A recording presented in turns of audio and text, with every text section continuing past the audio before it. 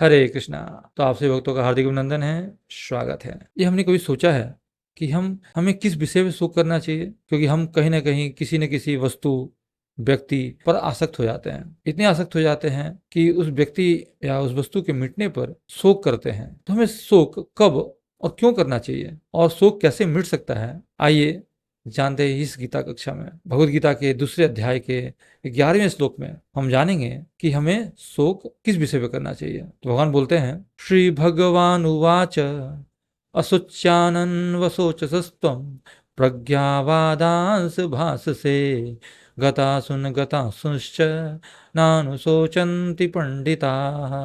श्री भगवान उवाच, श्री भगवान ने कहा, असोच्यानन जो शोक के योग्य नहीं है, अन्वशोच शोक करते हो, तुम प्रज्ञावादान पांडित्य पूर्ण बातें, च भी भास से कहते हो, गत चले गए रहित, असुन प्राण अगत नहीं गए, असुन प्राण च भी न कभी नहीं, अनुशोचंती शोक करते हैं, पंडिता विद्वान लोग। अनुवाद और तात्पर्य श्रील प्रभुपाद के द्वारा श्रील प्रभुपाद की जय। श्री भगवान ने कहा, तुम पांडित्य पूर्ण वचन कहते हुए उनके लिए शोक कर रहे हो जो शोक करने योग्य नहीं है। जो विद्वान होते हैं वे न तो जीवित के लिए न ही मृत के लिए शोक करते हैं। तात्पर्य, भगवान ने तत्काल गुरु का पद संभाला और अपने शिष्य को अप्रत्यक्षतः मूर्ख कहकर डांटा। उन्होंने कहा कि तुम विद्वान की तरह बातें करते हो, किंतु तुम यह नहीं जानते कि जो विद्वान होता है, अर्थात जो ये जानता है कि शरीर तथा आत्मा क्या है, वो किसी भी अवस्था में शरीर के लिए, चाहे वो जीवित हो या मृत, शोक नहीं करता। अगले अध्यायों से यह स्पष्ट हो जाएगा कि ज्ञान का अर्थ पदार्थ तथा आत्मा एवं इन दोनों के नियामों को जानना है। अर्जुन का तर्क था कि राजनीति या समाज नीति की अपेक्षा धर्म को अधिक महत्व मिलना चाहिए, किंतु उसे यह ज्ञात न था कि पदार्थ, आत्मा तथा परमेश्वर का ज्ञान धार्मिक सूत्रों से भी अधिक महत्वपूर्ण है। और चूंकि उसमें इस ज्ञान का अभाव था, अतः उसे विद्वान नहीं बनना चाहिए था। और चूंकि वह अत्यधिक विद्वान नहीं था, इसलिए वह शोक के सर्वथा अयोग्य वस्तु के लिए शोक कर रहा था। ये शरीर जन्मता है और आज या कल इसका विनाश निश्चित है, अतः शरीर उतना महत्वपूर्ण नहीं है जितना कि आत्मा है। जो इस तथ्य को जानता है वही असली विद्वान है और उसके लिए शोक का कोई कारण नहीं हो सकता। तो आइए करते हैं मंगलाचरण। ओम अज्ञानितिमिरान्धस्य ज्ञानाञ्जन शलाकया चक्षुरुन्मीलितं येन तस्मै श्री गुरुवे नमः। श्री चैतन्य मनोभीष्टं स्थापितं येन भूतले स्वयं रूप कदा मह्यं ददाति स्वपदान्तिकं। वन्देऽहं श्रीगुरो श्रीयुतपदकमलं श्रीगुरुर्वैष्णवास्य श्रीरूपं साग्रजातं सहगण रघुनाथान्वितं तं सजीवं साद्वैतं सावधूतं परिजनसहितं कृष्णचैतन्यदेवं श्रीराधाकृष्णपादान् सहगण ललिता श्रीविशाखान्विताश्च। हे कृष्ण करुणा सिंधु दीनबंधु जगतपते गोपेश गोपिका कांत राधा कांत नमोस्तुते। तप्त कांचन गौरांगी राधे वृंदावनेश्वरी वृषभानुसुते देवी प्रणमामि हरिप्रिये। वाञ्छाकल्पतरुभ्यश्च कृपा सिन्धुभ्येव च पतितानां पावनेभ्यो वैष्णवेभ्यो नमो नमः। जय श्री कृष्ण चैतन्य प्रभु नित्यानंद श्री अद्वैत गदाधर श्रीवासादि गौर भक्त वृंदा। हरे कृष्णा कृष्णा कृष्णा हरे हरे, हरे राम राम राम हरे हरे। नमो विष्णुपादाय कृष्ण पृष्ठाय भूतले श्रीमते भक्ति वेदांत स्वामिने इति नामिने। नमस्ते सारस्वते देवे गौरवाणी प्रचारिणे निर्विशेष शून्यवादी पाश्चात्य देश तारिणे। हरे कृष्णा। तो आपसे भक्तों का हार्दिक अभिनंदन है, स्वागत है। तो आज का विषय जो है बहुत ही इंपॉर्टेंट है और हम सबसे जुड़ा हुआ है। इसको बहुत ही तरीके से, तथ्य से जानना बहुत ही जरूरी है कि हमें किस विषय पे शोक करना चाहिए। और हम शोक करते भी हैं तो शोक कैसे मिट सकता है। मनुष्य शोक कब करता है? मनुष्य शोक तब करता है जब वो संसार के किसी प्राणी या किसी वस्तु के प्रति आसक्त हो जाता है और उसके दो विभाग कर लेता है, यह मेरा है और ये मेरे नहीं है। ये मेरे कुटुंब है, ये मेरे कुटुंब नहीं है ना। ये मेरे आश्रम से हैं और ये मेरे आश्रम से नहीं है ना। या ये मेरे पक्ष के हैं, ये मेरे पक्ष के नहीं है। यानी कि जब किसी में हमें हमारी कामना उस व्यक्ति के प्रति या उसके प्रति ममता हो जाती है, उसके प्रति आसक्ति हो जाती है, हाँ, तो ये जो ममता, कामना, हाँ, ये आदि जो चीजें हैं ना, इसी से जन्म होता है शोक, चिंता, भय, उद्वेग, संताप। ये तमाम दोष जो हैं इसी से पैदा होते हैं, जब मेरा या ये मेरे नहीं है इत्यादि का भाव होता है। ऐसा कोई भी दोष या कोई भी ऐसा अनर्थ नहीं है किसी के प्रति आसक्ति, कामना आदि से पैदा ना होता हो। ये मुख्य सिद्धांत है। हम देखते हैं गीता में भी सबसे पहले धृतराष्ट्र ने कहा क्या कहा, मेरे और पांडु के पुत्रों ने युद्ध भूमि में क्या किया। अब देखा जाए तो यहाँ भी क्या है, धृतराष्ट्र जो है अपने पुत्रों को और पांडु के पुत्रों को अलग अलग कर रहे हैं, जबकि पांडव क्या थे, धृतराष्ट्र को अपने पिता के समान देखते थे और उनके मन में धृतराष्ट्र के प्रति अपार श्रद्धा थी, प्रेम था। लेकिन धृतराष्ट्र के मन में भेदभाव था पांडु के पुत्रों में और अपने पुत्रों में। ये मेरे हैं, यानी कि जो दुर्योधन इत्यादि हैं ये मेरे हैं, और ये जो पांडु के पुत्र हैं युधिष्ठिर इत्यादि ये मेरे नहीं है। अब देखा जाए तो कि जो ममता, जो है ना आसक्ति धृतराष्ट्र में थी अपने पुत्रों के प्रति, वही आसक्ति अर्जुन में भी पैदा हुई। जो अर्जुन की जो आसक्ति थी और धृतराष्ट्र के समान नहीं थी। अर्जुन धृतराष्ट्र के समान पक्षपाती नहीं था। अर्जुन जो है स्पष्ट रूप से कहते हैं कई बार गीता में, पहले अध्याय के 28वें श्लोक में कहते हैं, दृष्टेयम स्वजनम, यानी कि ये जो है मेरे स्वजन है, उन मेरे स्वजनों को देखिए। और फिर आगे कहते हैं 37वें श्लोक में, स्वजनम ही कथम हत्वा सुखिनम श्याम माधव, मैं अपने स्वजनों की हत्या कैसे करूंगा। ये दुर्योधन क्या है, मेरे स्वजन है, जबकि धृतराष्ट्र में ये भावना नहीं थी। धृतराष्ट्र सोचते थे कि पांडव जो हैं ये हमारे स्वजन नहीं है। तो ये अंतर है दोनों में, धृतराष्ट्र में, पांडव में, उनका दृष्टिकोण में अंतर है। अर्जुन की जो आसक्ति थी वो कुरुवंशियों में थी, और इसीलिए वो डरते हैं, घबराते हैं कि उनके मरने के बाद उनका तो जो सुख है, अगर उनको राज्य वैभव मिल भी जाता है तो उस ऐश्वर्य को भोग करने से क्या लाभ है, क्योंकि उनके स्वजन जो है अपने दुर्योधन इत्यादि, उनके चाचा, ताऊ, पितामह सब तो मारे जाएंगे। और इसी शोक को मिटाने के लिए क्या किया, भगवान ने उपदेश दिया। और इसी श्लोक से ये जो है भगवान का जो उपदेश है वो प्रारंभ होता है। और भगवान इस शोक को दूर करते हुए अर्जुन को बताएंगे कि ये अनुचित है तुम्हारा शोक, तुम शोक मत करो और तुम मेरा आश्रय लो। अगर तुम मेरा आश्रय लेते हो तो तुम्हारा ये शोक मिट जाएगा। और तभी शोक मिट सकता है जब तुम अनन्य भाव से मेरा आश्रय लोगे। इसका कोई उपाय नहीं है। तब देखिए हम समझते हैं, अब जरा भगवान बोलते हैं ना यहाँ पे, असोच्यानन वसोच सस्तम, है ना। तो वस्तुतः वास्तविक जो शोक है वो क्या है, क्योंकि देखिए वास्तविक शोक, और भगवान ने तो प्रश्न उठा दिया कि अपने पिता, पुत्र, भाई आदि जो भी हैं उनके प्रति शोक नहीं करना चाहिए। तो फिर जो शोक है वो किसके प्रति करना चाहिए। भगवान ने गीता के 8वें अध्याय के 15वें श्लोक में स्पष्ट रूप से बताया है कि ये संसार है क्या, दुखालय है और अशाश्वत है। यानी संसार दुखों का घर है और ये नष्ट होने वाला भी है। और जो व्यक्ति जन्म लेता है वो जन्म और मृत्यु के चक्र में फंसा रहता है। ऐसा जो है ना कि हमें जो दुख मिल रहा है संसार में, वस्तुतः जन्म, मृत्यु, जरा, व्याधि, दुख, दोषानुदर्शनम, ये ऐसी 4 चीज हैं जिसके प्रति हमें शोक करना चाहिए। क्योंकि कई जगह इसका वर्णन आता है। श्रीमद् भागवत के 3 स्कंद के 31वें अध्याय में भी कपिल भगवान माता देवती से कहते हैं कि जब व्यक्ति का जन्म होने को होता है, जैसे वो गर्भ में आता है तो उसके साथ क्या स्थिति होती है, उस शिशु के साथ वो मल मूत्र के घृणित स्थान में पड़ा रहता है, कीटाणु के बीच पड़ा रहता है, कीटाणु उसके शरीर को नोचते रहे होते हैं, उसे अत्यधिक पीड़ा हो रही होती है और वो इस पीड़ा के कारण कई बार अचेत हो जाता है। और माता के खाए हुए कड़वे, खट्टे, नमकीन जो भोजन होते हैं उसके कारण भी अत्यंत पीड़ा हो रही होती है और दुखी हो रहा था, इतनी पीड़ा असह्य हो रही होती है।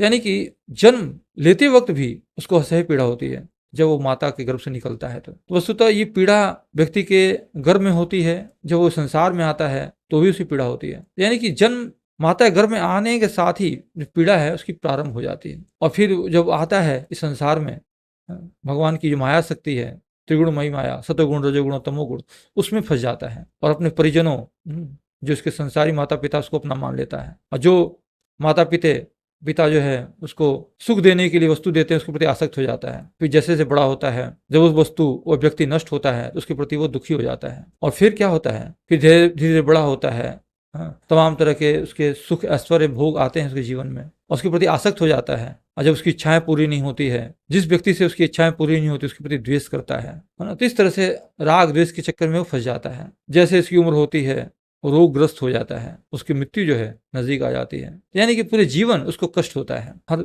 चीज से। और बड़ा जो शंकराचार्य है बहुत ही अच्छी बात बोलते हैं, खासकर जन्म मृत्यु को लेके। उनका एक श्लोक आता है, बोलते हैं, पुनरपि जननम पुनरपि मरणम पुनरपि जननी जठरे शयनम ई संसारे बहु दुस्तारे कृपया पाए पाहि मुरारे। शंकराचार्य कहते हैं कि एक बार जन्म लेकर पुनः बार बार जन्म लेना पड़ता है और पुनः बार बार माता के गर्भ में आना पड़ता है, और ये कष्टों की जो श्रृंखला है कभी समाप्त नहीं हो पाती। यदि कोई व्यक्ति सोचता है कि 100 जन्म ले ले या 1000 जन्म लेने के बाद उस जन्म मृत्यु के चक्र से मुक्त हो जाएगा, तो उसका एक भ्रम मात्र होता है। वो ऐसा कभी नहीं हो सकता। जन्म मृत्यु से मुक्त होने के लिए एकमात्र जो आसरा है वो भगवान श्री कृष्ण की शरणागति है। तो हमें भगवान की शरणागति लेनी पड़ेगी उसके लिए।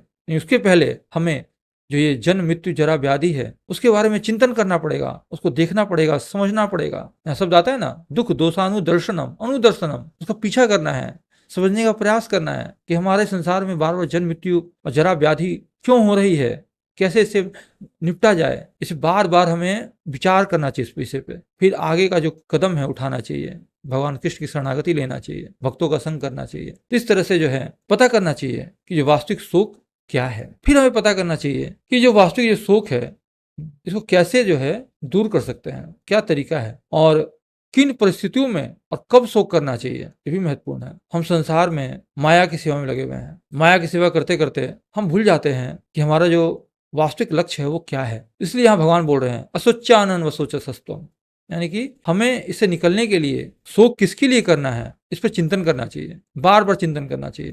यहाँ भी आ रहा है ना अनुशोचंती, है ना, बार बार शोक करना चाहिए। अब देखिए यहाँ पर तो भगवान ने कह दिया अपने किसी वस्तु व्यक्ति या जो व्यक्ति जीवित है या जो मृत्यु को प्राप्त हो चुके हैं उन पर शोक नहीं करना चाहिए। कई बार हमें जो शोक करते हैं, यहाँ तक कि हम एग्जाम्पल देखते हैं भगवद गीता में भी, हाँ, भगवान भी शोक करते हैं। अर्जुन का पुत्र अभिमन्यु मारा जाता है, भगवान शोक व्यक्त करते हैं। तो शोक हमें व्यक्त करना चाहिए क्योंकि संसार में हम हैं, व्यक्त करने का तरीका होता है, लेकिन ज्यादा नहीं करना चाहिए।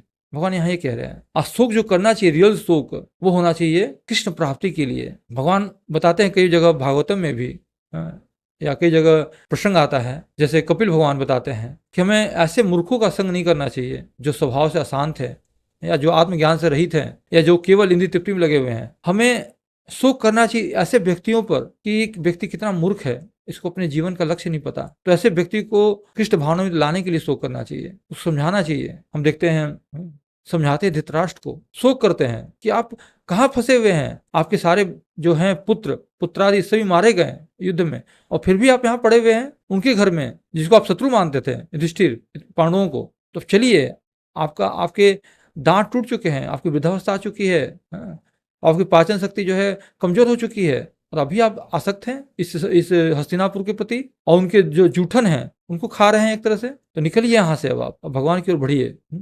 तो यहाँ पर विदुर जी शोक कर रहे हैं, क्यों? क्योंकि वो चाहते हैं कि धृतराष्ट्र जो है वो अब भगवान की ओर बढ़े, अध्यात्म मार्ग अपनाए, इसलिए शोक कर रहे हैं। अब देखते हैं प्रहलाद महाराज भी शोक करते हैं। नरसिंह भगवान से कहते हुए बोलते हैं, हे महापुरुष, मैं नरक में जाने से भयभीत नहीं हूँ, और चूंकि मैं तो आपका गुणगान जो हमेशा करता रहता हूँ और मेरा चित्त सदा आप पे डूबा रहता है, परंतु मैं उन मूर्खों तथा धूर्तों के लिए शोक कर रहा हूँ जो भौतिक इंद्रिय तृप्ति के लिए माया की सेवा में पड़े हुए हैं, इसलिए प्रहलाद में शोक कर रहे हैं। तो भक्तों को शोक करना चाहिए कि किस तरह से कोई दूसरा जो भक्त है वो कृष्ण भक्ति को अपना ले। हमें शोक करना चाहिए, एक भक्त को शोक करना चाहिए जब उसकी साधना अच्छी ना हो रही हो, किसी कारण से वो भगवान से विमुख हो गया हो तो शोक करना चाहिए। जैसे रुक्मिणी जी शोक करती हैं, शिशुपाल से उनका विवाह तय होने वाला होता है तो शोक करती हैं और ब्राह्मण से अपना एक गुप्त संदेश भेजती हैं कि जाओ कृष्ण को बताओ कि आके मुझे ले जाए यहाँ से, मैं कितनी अभागिन हूँ कि भगवान कृष्ण अभी तक नहीं आए हैं। वो शोक करती हैं, ये शोक करती हैं कि मैंने संदेश तो भेज दिया लेकिन ब्राह्मण अभी तक संदेश लेके नहीं आया, तो हे प्रभु आप कब आओगे, कब मुझे ले जाओगे?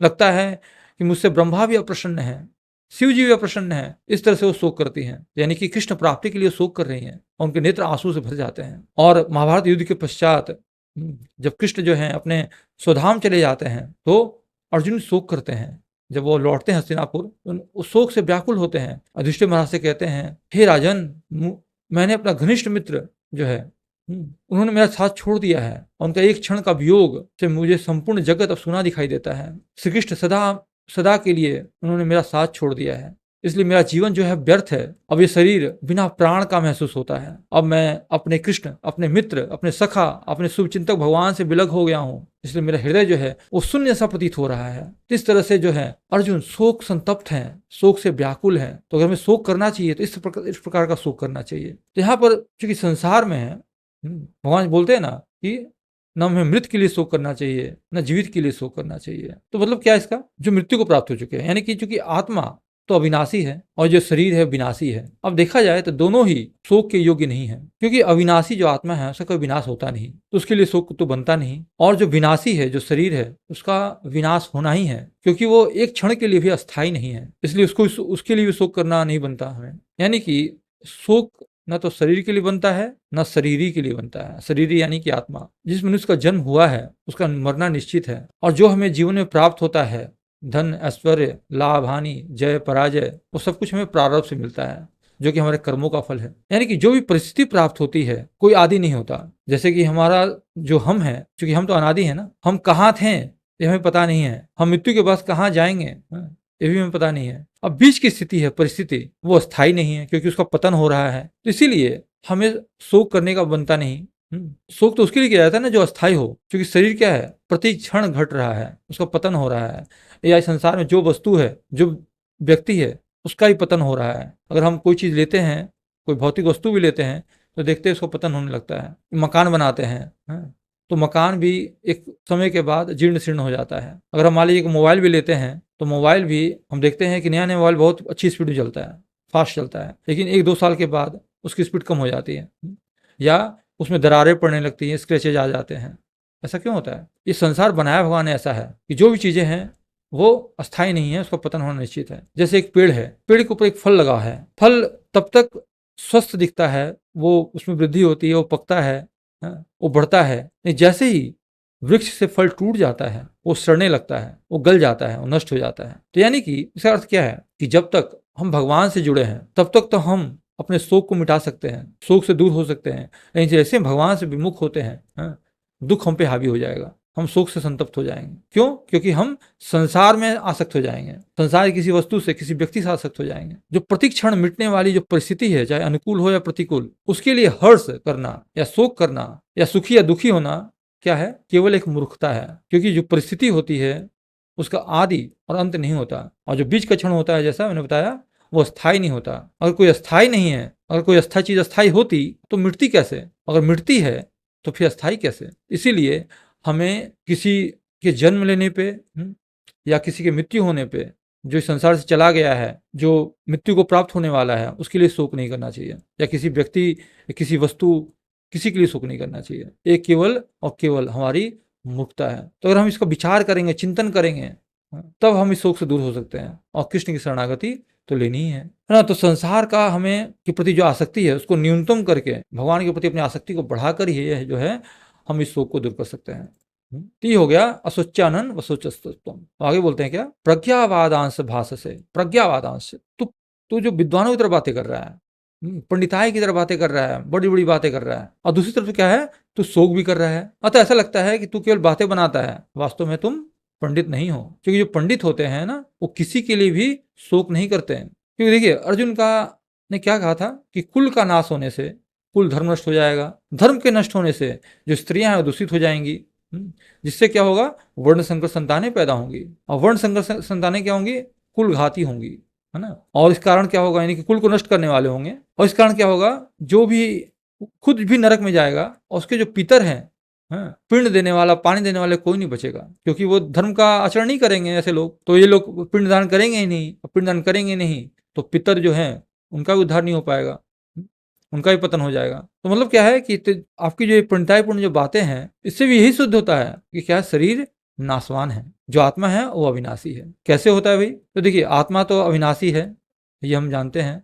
अगर आत्मा विनाशी नहीं होता तो किसी जो कुलघाती है उसका नरक जाने का भय नहीं होता। नरक कौन जाता है? नरक जाती है ना, सूक्ष्म शरीर के रूप में आत्मा जाती है, नरक को जाती है, और आत्मा का तो विनाश होता नहीं। तो इससे यहाँ साबित होता है आत्मा क्या है, अविनाशी है, इससे प्रमाणित होता है। और दूसरा क्या है कि जहां तक बात है कि कुल की स्त्रियां, वर्ण संकर संतानें इत्यादि जो है हाँ, उसके पतन का भय होता है। इससे भी सिद्ध होता है कि शरीर क्या है, नाशवान है। किसका शरीर, किसका पतन हो रहा है? स्त्रियों का पतन हो रहा है, वर्ण संकर संतानों का पतन हो रहा है, कुल का पतन हो रहा है। खुद अर्जुन बोल रहे हैं इस बातें, उसका पतन हो रहा है। तो इसका अर्थ है कि ये शरीर है नाशवान है, उसमें जो रहने वाला शरीर ही है, यानी कि जो आत्मा है वो नित्य है, जिसका विनाश नहीं होता। क्यों नहीं होता विनाश? क्योंकि आपने बताया, अर्जुन ने बताया, खुद बताया, पितर जो है क्या हो जाएंगे, वो गिर जाएंगे, और जो कुलघाती वो नरक को जाएंगे। हाँ, यानी कि निश्चित रूप शरीर का जब नाश होता है तो कोई ना कोई तो जा रहा है नरक। तो यानी कि जिसका अर्थ है कि आत्मा का नाश नहीं होता। हाँ, इस तरह से देखा जाए तो शरीर का के नाश को लेकर और आत्मा के पतन को लेकर आपका शोक अनुचित है, व्यर्थ है, ये भगवान यहाँ कह रहे हैं। यानी कि ये हो गया प्रज्ञावादांश भाष्य से। आप पंडिताई बातें कर रहे हो लेकिन वस्तुतः आप विद्वान नहीं हो, भगवान कहते हैं। फिर बोलते हैं क्या, गतासुन गतासुश्च, न तो जीवित के लिए न मृत के लिए शोक करते हैं। जो पंडित होते हैं, जो न जीवित के लिए शोक करते हैं न मृत के लिए शोक करते हैं। यानी गतासुन का अर्थ क्या होता है? मरने के बाद, और गता मतलब मरने के पूर्व। यानी कि भगवान कह रहे हैं कि न तो मृत्यु के पूर्व और न मृत्यु के बाद विद्वान शोक करते हैं। हम देखते हैं यहाँ पर कि जो जब युद्ध समाप्त हो जाता है तो युधिष्ठिर महाराज भी शोक करते हैं। बोलते क्या है कि मैं सबसे बड़ा पापी मनुष्य हूँ, मैंने अनेक अक्षौणी सेनाओं का वध करा दिया, मैंने अनेक बालकों, मित्रों, चाचाओं, ताऊ, पितामह इत्यादि का वध करा दिया। मेरा तो ऐसी गति होनी है कि मैं नरक से भी नहीं छूट पाऊंगा। उसी तरह अर्जुन बोल रहे हैं यहाँ पर कि मेरे परिजन की मृत्यु के पश्चात मैं पाप का भागी बनूंगा, क्योंकि ये मेरे से सगे संबंधी हैं और मेरे कारण इनकी मृत्यु होगी। भगवान बोलते हैं आप शोक मत करो, ये क्योंकि ये शोक के योग्य नहीं है, ये आपकी गलती है। क्योंकि जो मर गए हैं उनके लिए शोक करना महान गलती है, कि मरे हुए प्राणी के लिए शोक करने से उन प्राणियों को दुख भोगना पड़ता है। जैसे जब कोई व्यक्ति मृतात्मा के लिए पिंड और जल देता है तो क्या वो परलोक में उसको मिल जाता है। ऐसे ही जो मृतात्मा के लिए कोई कफ आंसू बहाता है तो मृतात्मा को बरबस उसको वो खाना पड़ता है, वो पीना पड़ता है, वो आंसू, वो कफ। क्योंकि जब व्यक्ति रोता है तो क्या होता है, कफ निकलता है, आंसू बहते हैं। इसीलिए हमें मृतात्मा के लिए शोक नहीं करना चाहिए, हमें अपना कर्तव्य करना चाहिए। कर्तव्य क्या है? पिंड देना। पिंड दीजिए उनको, आप उनको परलोक में मिल सके वो पिंड और जल मिल सके। और जो जीवित हैं उनके लिए कर्तव्य क्या है? उनका पालन पोषण करना चाहिए, उनका प्रबंध करना चाहिए, ये हमारा कर्तव्य बनता है। नहीं तो ये नहीं सोचना चाहिए कि हाय उनके भविष्य के बारे में, कि हाय उनका भरण पोषण कौन करेगा मेरी मृत्यु के पश्चात, उनकी सहायता कौन करेगा। अब जड़ भरत जो थे, भरत महाराज जो थे, उसी बात की शोक कर रहे थे ना कि हाय मेरे मरने के बाद हिरण का देखभाल करने वाला कौन होगा। तो सिर्फ क्या होगा, उनको दंड मिला, उनको हिरण का शरीर मिला। इसीलिए हमें शोक नहीं करना चाहिए, न जीवित के लिए न मृत्यु को जो प्राप्त उनके लिए। देखिए यहाँ पर अर्जुन ने क्या था कि उनके अंग शिथिल हो रहे हैं, मुख सूख रहा है, कई तरह के विकार उनके प्रकट हुए उनके शरीर में। उनकी चिंता शोक का कारण कुछ भी नहीं था। जो जीवित हैं उनके लिए शोक करने से क्या होगा? उनके शोक करने से वो अज्ञान था अर्जुन का। और इसलिए भगवान यहाँ पे उपदेश दे रहे हैं कि आप उनके लिए शोक कर रहे हो जो शोक के योग्य नहीं है। हमें केवल और केवल कर्तव्य करना है। और कर्तव्य क्या है? कर्तव्य चिंता का विषय नहीं होता, वस्तुतः वो विचार का विषय होता है। हमें विचार करना है कि अपने कर्तव्य को किस तरह से निभा सके, यानी कि वर्तमान में रह के अपने कर्तव्यों का सही से निर्वहन करना है। अगर हम किसी व्यक्ति के प्रति, वस्तु के प्रति चिंता करते हैं तो विचार जो है ना, पॉजिटिव विचार, वो नष्ट हो जाता है। और उस चिंता के कारण हम जो है भय से ग्रस्त हो जाते हैं, शोक से ग्रस्त हो जाते हैं, अशांत हो जाते हैं, और इसी कारण कई तरह के रोग उत्पन्न होते हैं हमारे शरीरों में। इसलिए भगवान अर्जुन का शोक दूर करने के लिए ऐसी बातें कर रहे हैं कि शोक मत करो आप। फिर बोलते हैं क्या, नानु सोचंती पंडिता, जिसको व्यक्ति को सत्य और असत्य का ज्ञान हो गया, विवेक जागृत हो गया है, बस तो वही पंडित है। और पंडित कभी शोक नहीं करते। नानु सोचंती पंडिता, जो शोक होता है ना वो दो प्रकार का होता है, अपने स्वजनों के प्रति मृत्यु का शोक और पाप में बनने का शोक। तो भगवान यही कह रहे हैं जो शुद्ध भक्त होते हैं वो अपने स्वजनों के प्रति, जैसे मैंने बताया कि थोड़ा बहुत शोक करते हैं क्योंकि मनुष्य हैं, है ना, क्योंकि समाज में हैं, लेकिन वो अत्यधिक शोक नहीं करते हैं, वो बारंबार शोक नहीं करते हैं। लेकिन अर्जुन बारंबार शोक कर रहे हैं, इसलिए हम बोल रहे हैं नानुशोचंती, यानी अनुशोचंती, बार बार शोक नहीं करना आपको। अनु मतलब क्या, वो पीछा करना बार बार, तो नानुशोचंती, बार बार शोक नहीं करना आपको। और जो शुद्ध भक्त होते हैं उनके लिए तो पाप में बंधने का कोई कारण ही नहीं है, क्योंकि उनकी जो भी एक्टिविटी होती है, जो भी कार्य होते हैं, वो सब कृष्ण को समर्पित होते हैं। इसलिए यहाँ जो दोनों धारणाएं जो है ना वो जो गलत है, कि स्वजनों की मृत्यु का शोक और पाप में बंधने का शोक। इसलिए भगवान बोलते हैं नानु सोचंती पंडिता, जो पंडित होते, विद्वान होते, वो शोक नहीं करते। किसी परिस्थिति में शोक नहीं करना चाहिए। शोक का विषय क्या है, क्या नहीं है, इसमें विचार करना चाहिए, चिंतन करना चाहिए। ठीक है, तो ये पूरा ये श्लोक का भाव है। आपसे भक्तों का बहुत बहुत धन्यवाद। हरे कृष्णा।